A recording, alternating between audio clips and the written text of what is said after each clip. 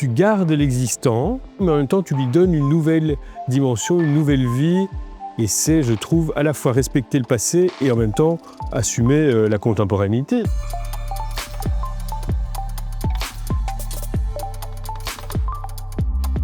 Beaucoup de lumière. Ça a l'air plutôt agréable, apparemment, de travailler. Ça fait toujours plaisir de voir autant de lumière en fait, qui rentre à l'intérieur des espaces. Vous voyez le côté à la fois, moi je trouve, homogène et un peu hétéroclite de la transformation. Et c'est ça qui est quand même assez chouette. C'est plutôt révéler les choses que de les remplacer. On a travaillé sur un site existant. Les enjeux à l'époque n'étaient pas du tout des enjeux environnementaux, mais plutôt pédagogiques. 50 ans après, les enjeux sont différents et la question environnementale et écologique a pris une ampleur, mais qui ne doit pas se faire au détriment des qualités spatiales intérieures.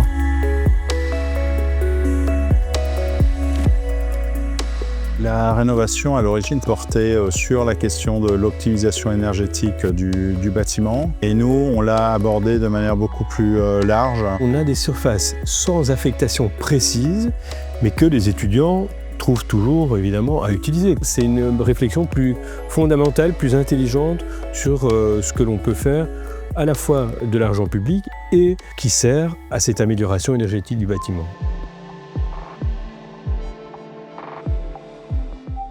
L'école, je pense qu'elle m'inspire de la convivialité, du partage. L'espace est très agréable, très ouvert, très lumineux par toutes les vitres maintenant qui nous entourent. Pour la partie châssis, la particularité c'est qu'il est en Circal 75.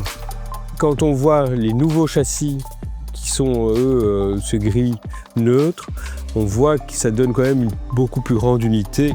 C'est bien quand on nous enseigne cette conscience à avoir envers l'écologie, envers le réemploi, l'usage, et on nous pousse à en créer et à en faire dans nos projets.